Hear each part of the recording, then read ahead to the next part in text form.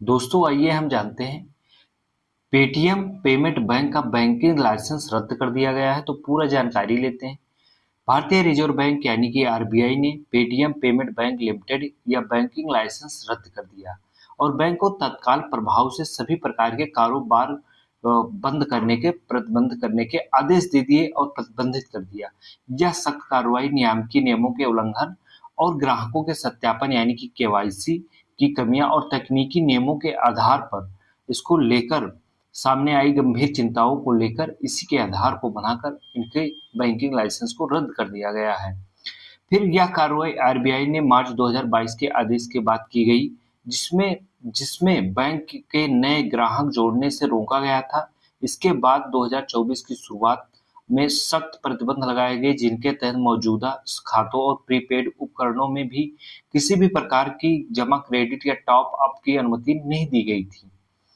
Paytm payment bank limited Bharat के एक digital भुगतान आधार बैंक है, जिसकी स्थापना वर्ष 2015 में की गई थी। वर्ष 2015 में भारतीय रिजर्व बैंक की अनुमति के आधार पर की गई थी। यह बैंक मुख्य रूप से छोटे बचत खाते, डिजिटल वॉलेट, यूपीआई, फास्टैग, अन्य भुगतान सेवाएं प्रदान करता था, लेकिन इसे पारंपरिक बैंकों की तरह ऋण या लोन लेने की अनुमति नहीं थी। तो इस प्रकार बैंक पेटीएम पेमेंट बैंक का बैंकिंग लाइसेंस रद्द कर दिया गया है। आपको पता चल गया। लेकिन अब हम बताएंगे जितने बैंकिंग ऐप चलते हैं या जितने भी बैंक हैं उनको कंट्रोल कौन करता है? आरबीआई। तो आरबीआई जितना गाइडलाइन बनाकर देता है सभी बैंक को, अगर आप उनकी गाइडलाइन आरबीआई की गाइडलाइन को फॉलो नहीं करते हैं तो आरबीआई क्या कार्य करता है? आपका बैंकिंग लाइसेंस रद्द कर देगा, आपको बैंक का मान्यता समाप्त करके और आपको एक बैंकिंग लाइन से बाहर कर देगा।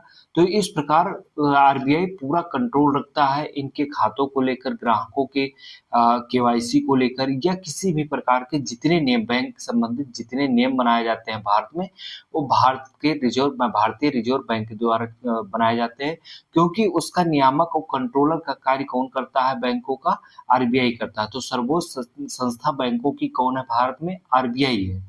तो आरबीआई सभी बैंकों का और सभी खाता धारकों का हर प्रकार के हर चीज पर वो नियंत्रण रखती है और देख रेख करती है और उसकी सारी जिम्मेदारी आरबीआई की होती है। इसलिए आरबीआई अपना कर्तव्य बहुत अच्छे से निर्वहन करता है। भारत का आरबीआई बहुत बेहतरीन कार्य करता है।